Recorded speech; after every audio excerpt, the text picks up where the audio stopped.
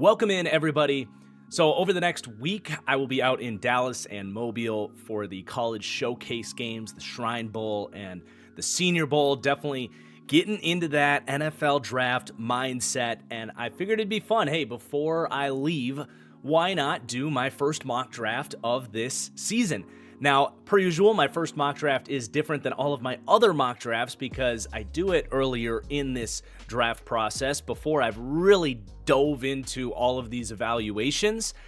So in our first mock draft, it's a little bit more about team needs and the consensus opinion on these prospects as opposed to really how I feel about where these guys should go, which is, as the draft season goes on, we get more and more into those kind of hard stances on how I feel about these guys. That's not to say, though, that I'm not pretty well acclimated with these first round prospects, so we can at least have some early conversations about how I feel about some of these guys. But with that, let's go ahead and get started. I think for this one, I will avoid trades. But the other thing that's different about this mock draft, by the way, is it's live, it's on the fly. So it's more of me kind of explaining the process as I think about it, whereas my other mock drafts are all kind of preset, pre-recorded type of deals. So it's a fun difference in the experiment. And yeah, let's go ahead and get started. Please do hit that like button as we dive in. And of course, make sure you're subscribed because we're going to have lots of draft content coming your way. I'm going to have some stuff for certainly the Senior Bowl, hopefully the Shrine Bowl as well. It's definitely a crunch trying to get content in while I'm out there. But yeah, we're going to have plenty of mock drafts, positional top 10s, all of that good stuff. So with that, let's get started. With the first overall pick in the draft, it's certainly an interesting conversation this year with the Titans because you have a team that needs a quarterback in a draft that it's certainly debatable if these quarterbacks should go in the top. I've already really broken down those top two quarterbacks for those that have watched my Shedeur and Cam Ward videos. And then you have Travis Hunter, who kind of fills a need for the Titans, but a team that desperately needs offensive line help and edge rush help as well. So, I mean, they seriously could go in so many different directions. I'm going to kind of follow suit with the recent news that the new GM from Kansas City, I'm not quite familiar with his name at the moment. Is it Borgonzi? Is that right? He said, we're not going to pass on a generational talent at the top of the draft. And I am of the opinion, if he's talking about someone, they're talking about Travis Hunter because, and shout out PFF, by the way, Trevor Sikkema and the good people at PFF that put this simulator together, make a live mock draft like this quite fun. It can pull up a graphic like this. I'm of the opinion that he's talking about Travis Hunter, not in the sense that he's generationally so good at either wide receiver or corner, whatever position you want to play him at. He's generational in the sense of this is potentially NFL Shohei Ohtani, right? You're potentially taking a guy that's going to help your offense and defense, which is just a crazy thought. And for the Titans, hey, they need a corner and they need a wide receiver. So he does kind of kill two birds with one stone there.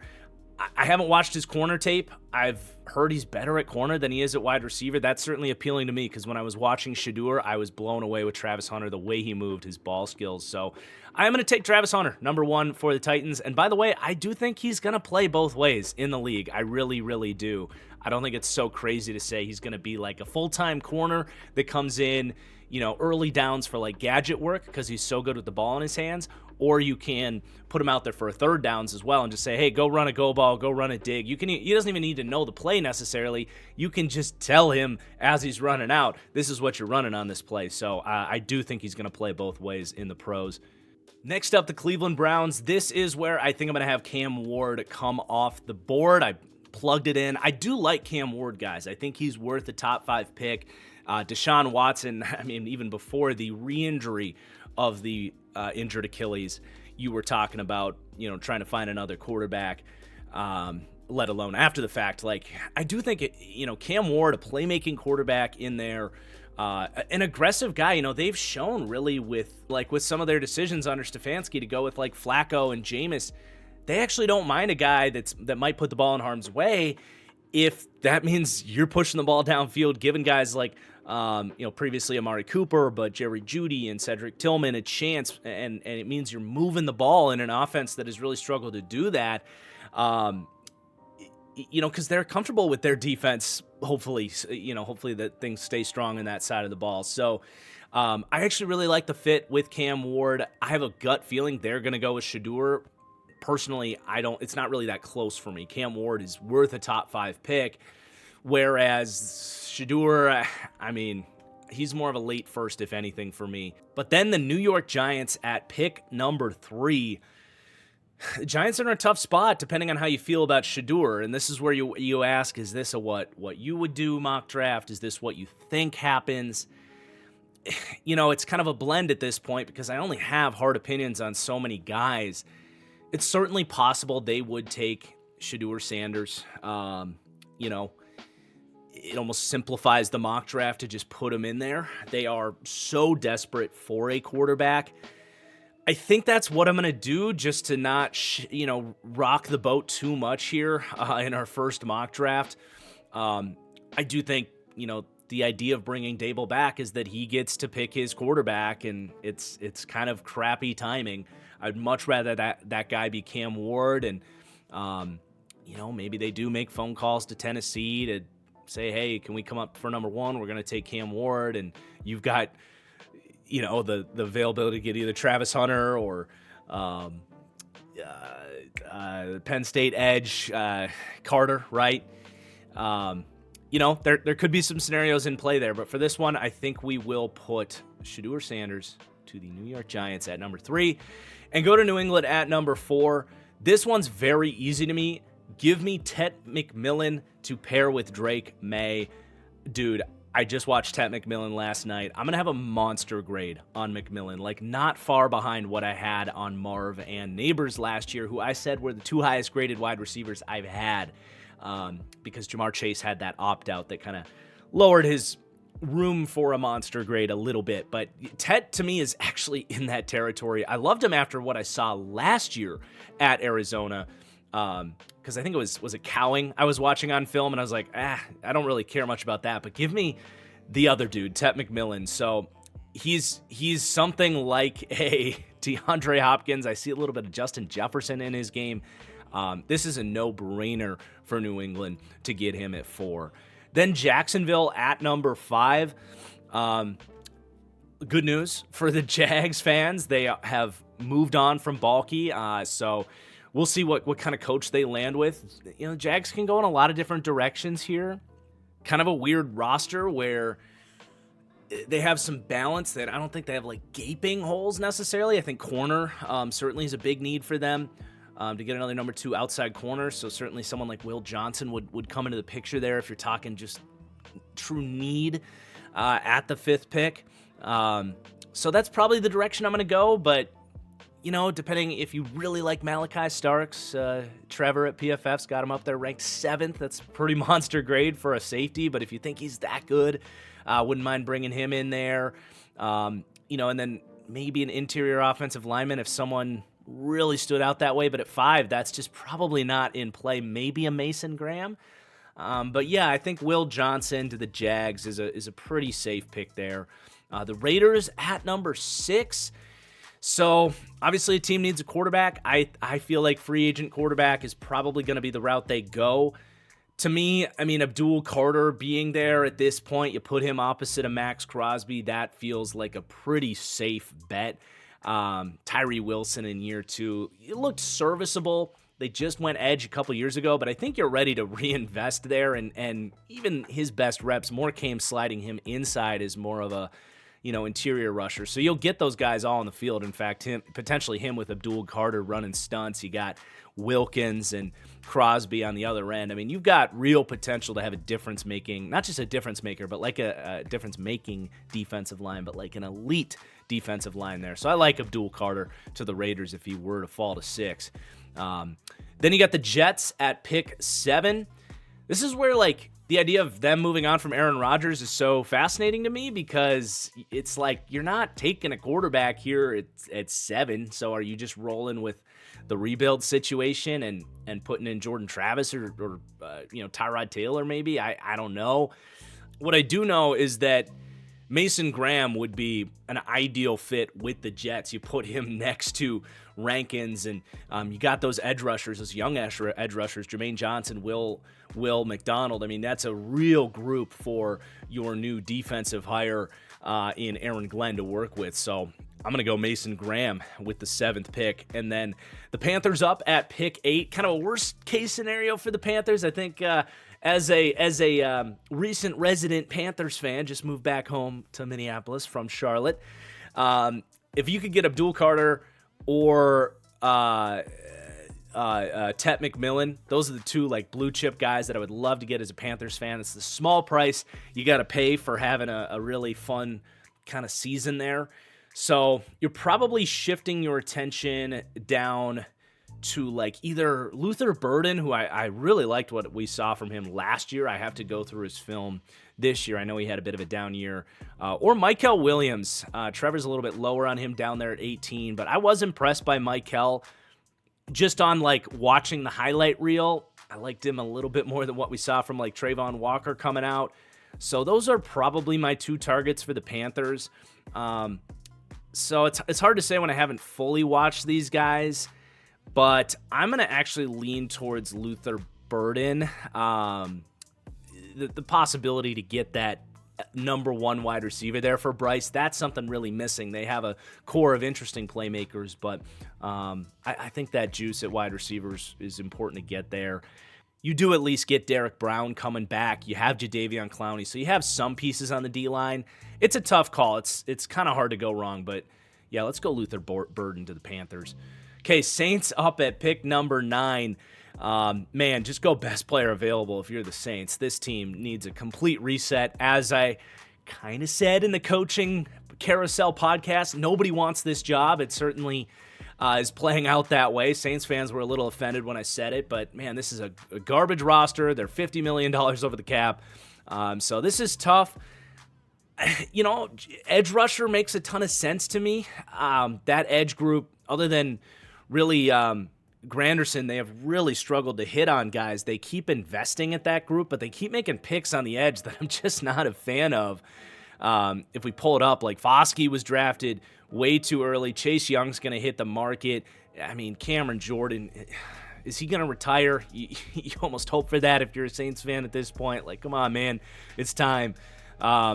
To me, that edge group screams desperation. Who is the guy there? It's really hard for me to say right now sitting here.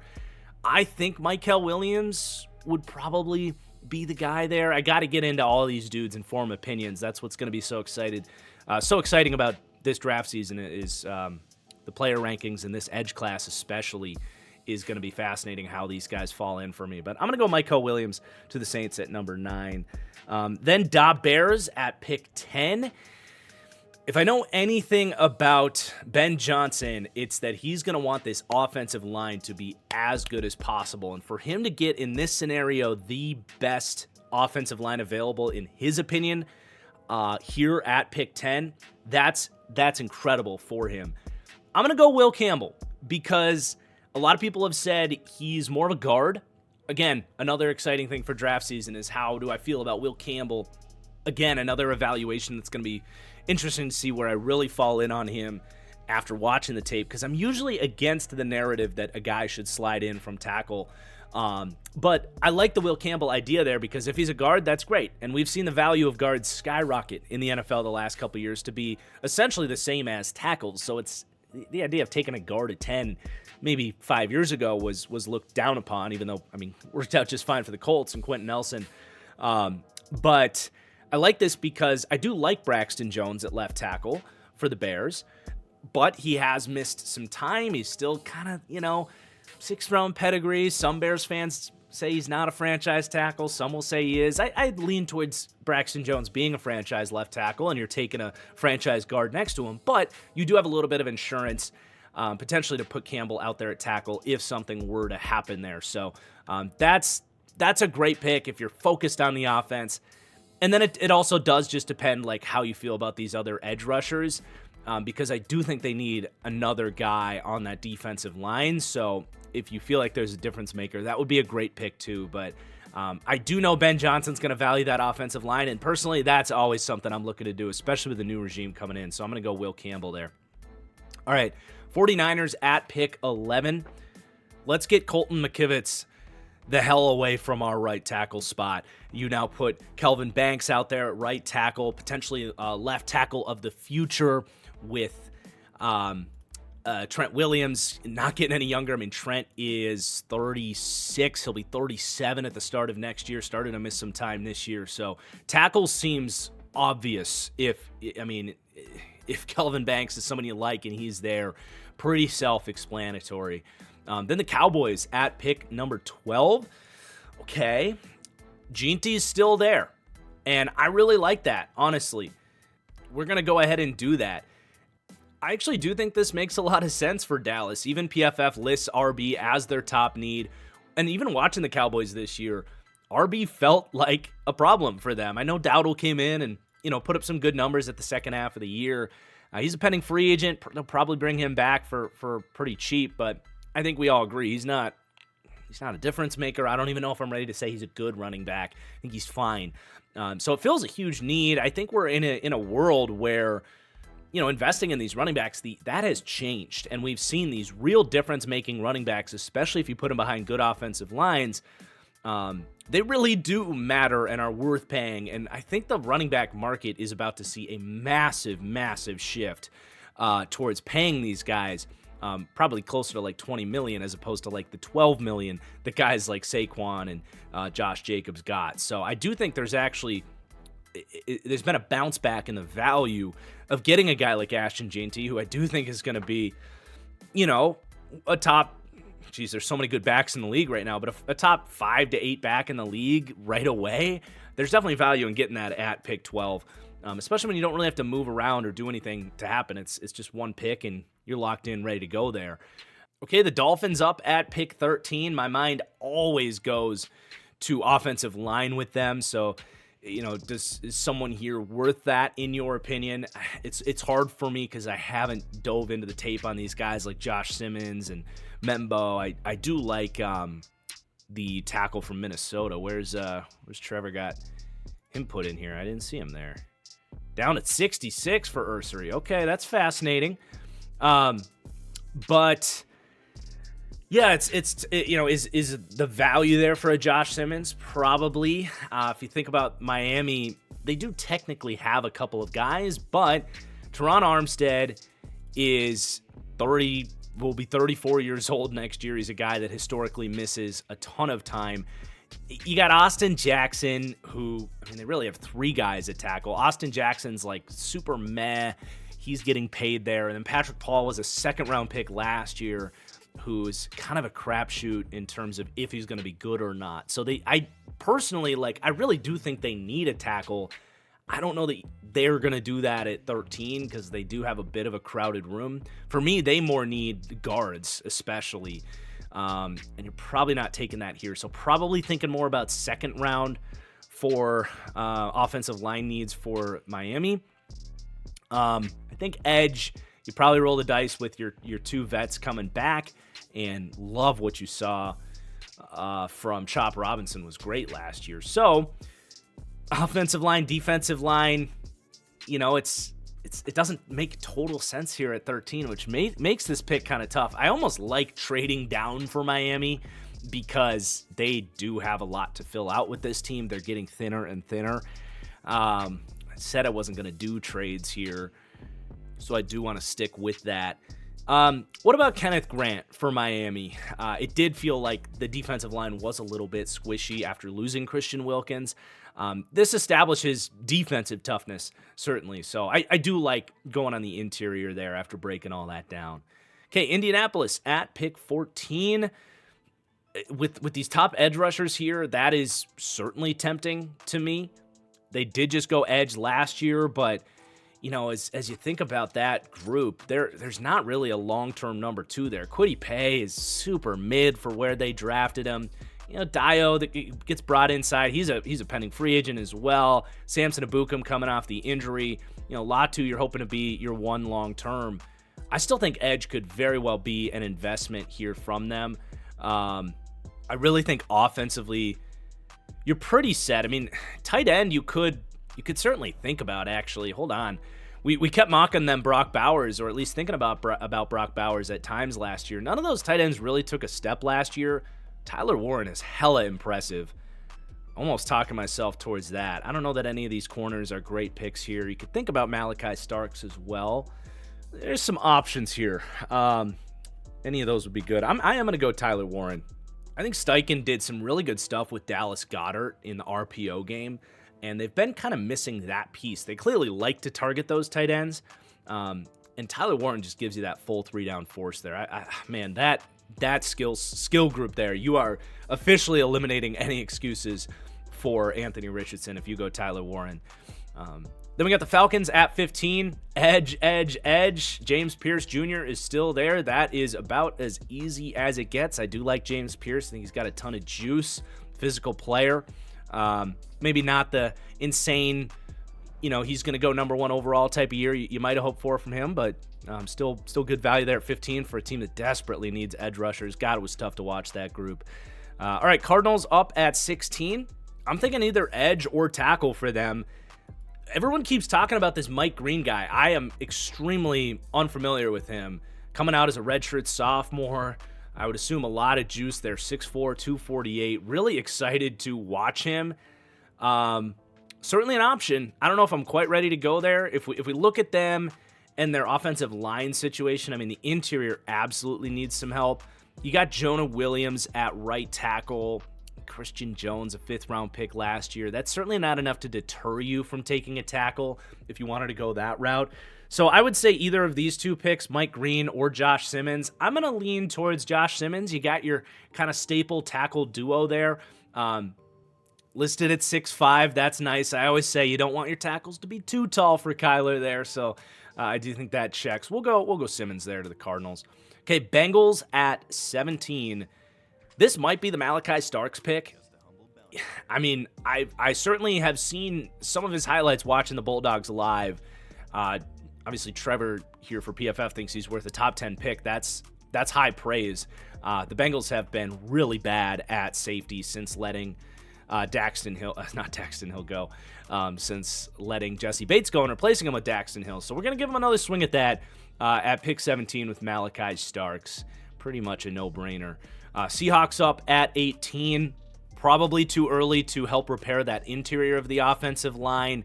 I'm not ruling out a tackle here. It really just comes down to internal discussions about how they feel with the right tackle. I'm struggling to think of his name right now. Abraham Lucas. I mean, he's been pretty good when he's played, not like lockdown or anything like that, but the injuries have really been rough for him. So, someone like Membo here would be the next highest rated tackle. He's also 6'3", 314, so he could be a guard if Lucas is good to go. So I like that quite a bit for Seattle. That to me is the biggest detriment to that offense is the offensive line. It's almost a must pick early this time around because they've dodged it year after year. Okay, the Bucs up at 19. I do think about that edge group. If they could just get one more difference maker on the D-line, you're talking about scary territory with Yaya Diaby, who took a huge leap this year. Obviously, your two interior studs. If you get another guy there, if you got Mike Green, who's a slam dunk pick here, I like that a lot. And that would be a good way to get Todd Bowles' defense cooking again. The offense is in pretty damn good shape, honestly. So that's actually a freaking kind of I don't want to say a lock, but pretty close to a lock that the Bucs could go edge there in the first round at 19 if things kind of fall in place with guys like Pierce and Green in this draft. Okay, Broncos up at 20. I really want to get another playmaker here. Man, if you could get Tyler Warren at 20, I think Sean Payton would run that up to the podium. You do have Colston Loveland as another great option out of Michigan. I'm familiar with watching him a good bit from J.J. McCarthy from Loveland last year, so that definitely tracks for me. Could also go with more of a kind of slot option with Emeka Egbuka. Sean Payton had success going to the Ohio State well before with Michael Thomas, so probably going with one of those two guys there. I do really like the idea of a stud tight end in this offense. They want to run the ball. Loveland will block. And they have kind of shuffled the deck with those tight ends, and we know Sean Payton values that position. So I do really like that fit.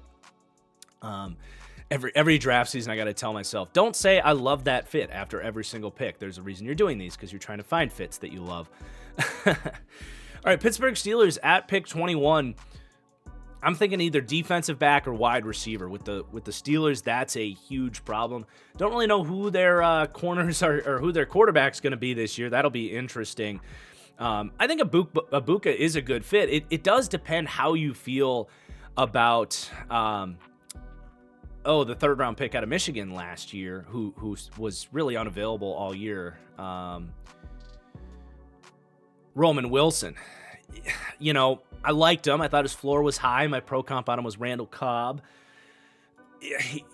He's not so locked in that you can't take a wide receiver round one. I do think Ibuka would make a ton of sense with his skill set there. But at the same time, corner is a need for them. Dante Jackson's a pending free agent.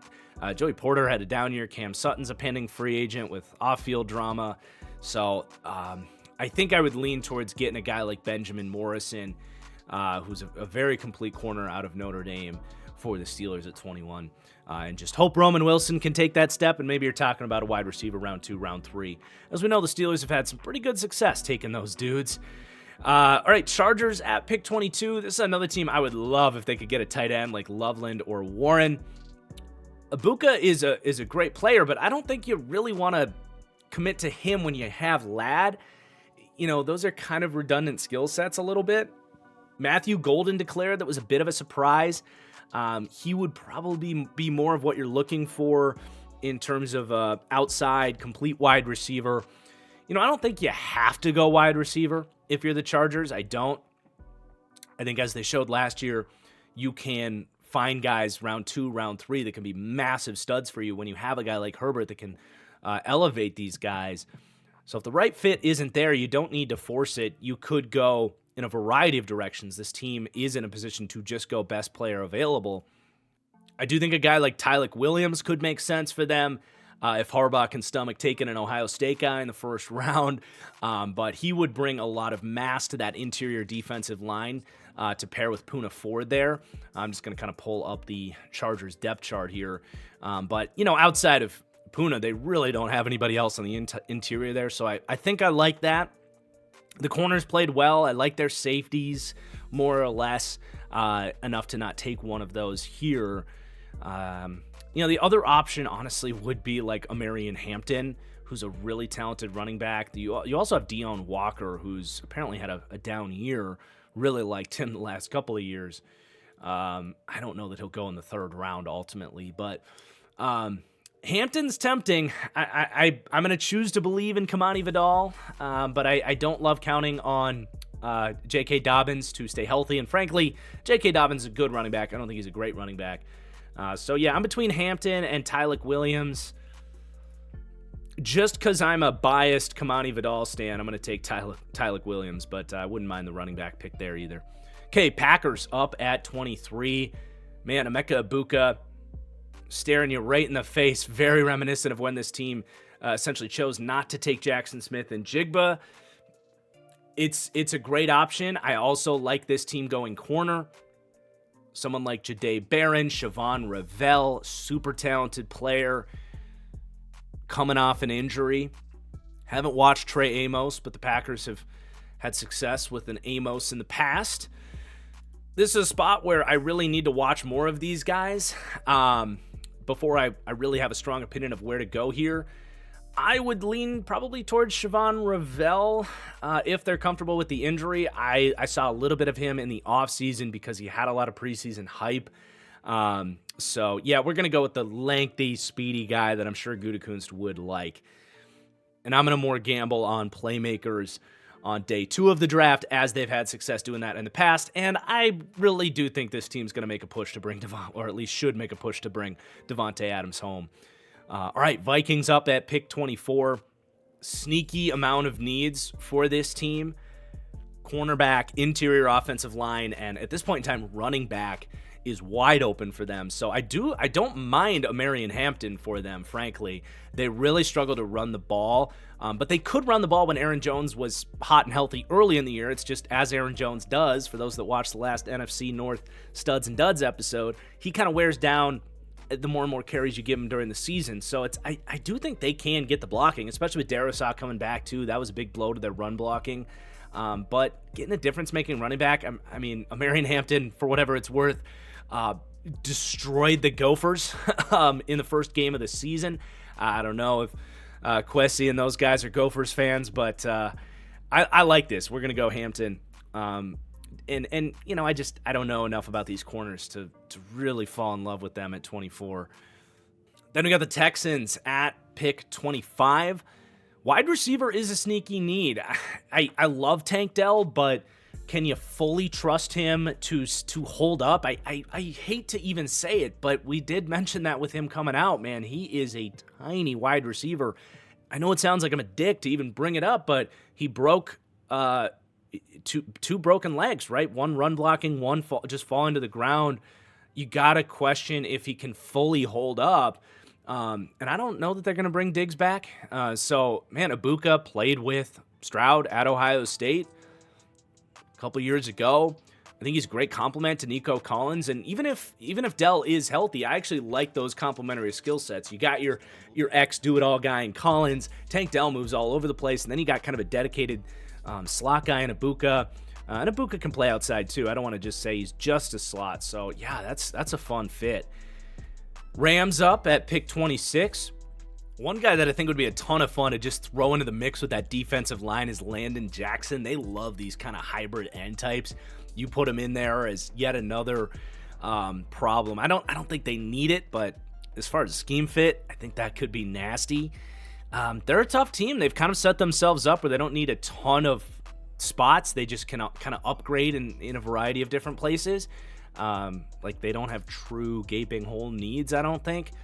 So, you know, I think tackle wouldn't be a bad pick for them.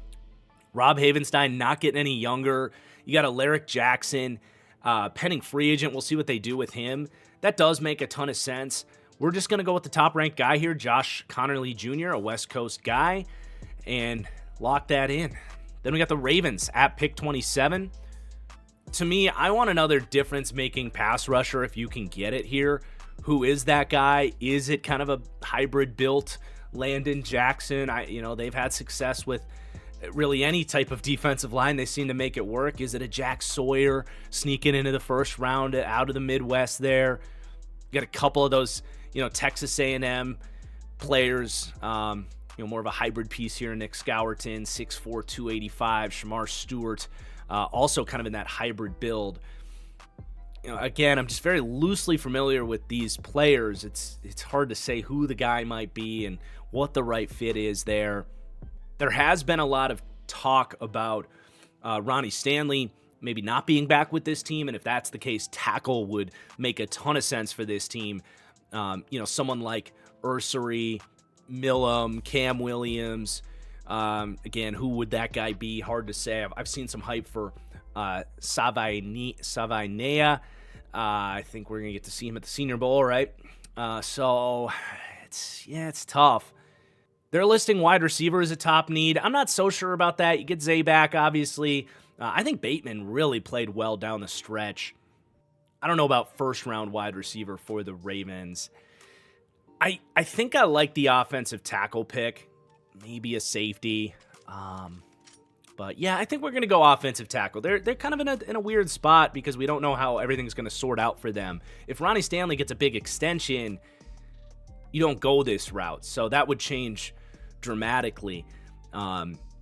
Again, if they do that, I'm going to go with my guy Ursary. I'm going to bank on him kind of climbing a little bit in the pre-draft process. It could really be any of these guys. We're more talking about team needs and what could happen in terms of the position that these guys pick. All right, Lions up at pick 28. It's interesting they list center as a top need. Is like Ragnow thinking about retiring or something?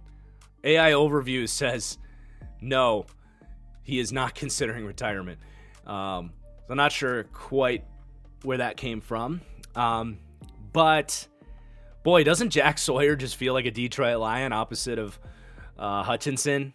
I don't mind that at all. We'll see if Za'Darius is back, but they do have a big need opposite of Hutchinson to get that D-line going. I think linebacker's good, corner's good, receiver's good.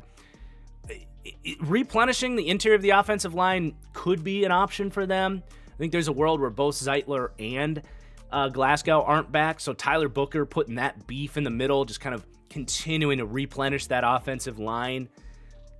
I don't hate that, but I'm going to focus on the defense. Go with Jack Sawyer here to the Lions at 28. I have a feeling that's going to be a pretty common pick.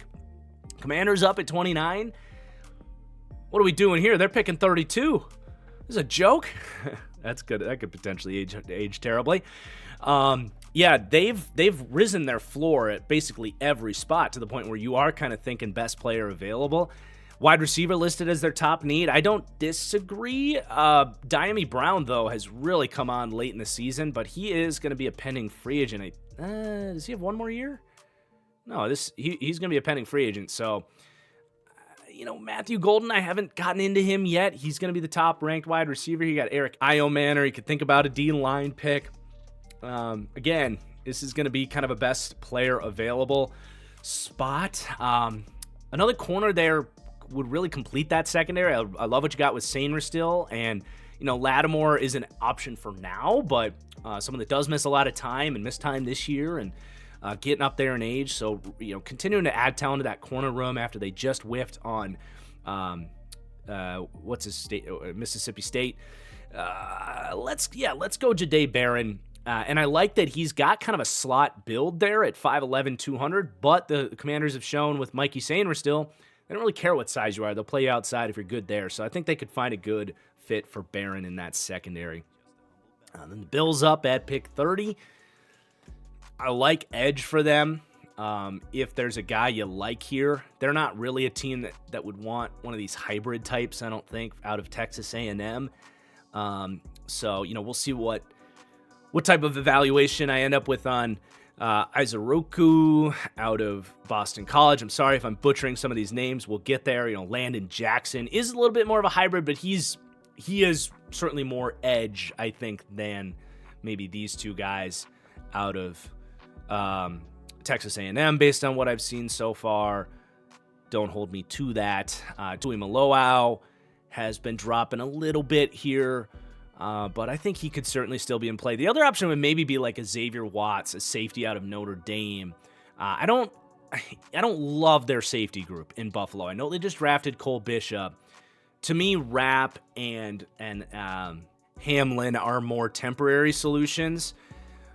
You've got a potential dynamic safety duo, which we know McDermott loves to have, to really build up over the years now with Bishop and Watts, assuming Bishop is a long-term answer there. I think that's the way to go.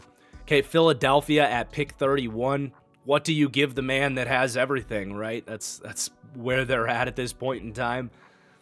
We know the Eagles love to constantly replenish their defensive line. There's been some talk about Josh Sweat maybe being the odd man out to kind of soothe their cap a little bit here. So, would they like someone like Ezeraku, Landon Jackson, Tuimaluau? That would certainly make sense. Could also maybe talk about the offensive line as well. Tyler Booker. We'll see if Becton gets a big contract somewhere else this year. Lane Johnson's not going to be there forever. So if there's someone you view as more of a developmental tackle, like Cam Williams at 21 years old, 6'5", 335. They love that mass on the tackle group there, what they got with Mailata. That would make a ton of sense to develop him behind Johnson and maybe you stick him at guard in the meantime while Lane continues to play. I think that's makes a ton of sense. Then we got the Chiefs at pick 32. Tackle going to absolutely be in play. We've seen them kicking Joe Thuney outside. They might lose Trey Smith as well. So the offensive, Sua Matea was horrible when he played. They're hoping he can take strides in his development.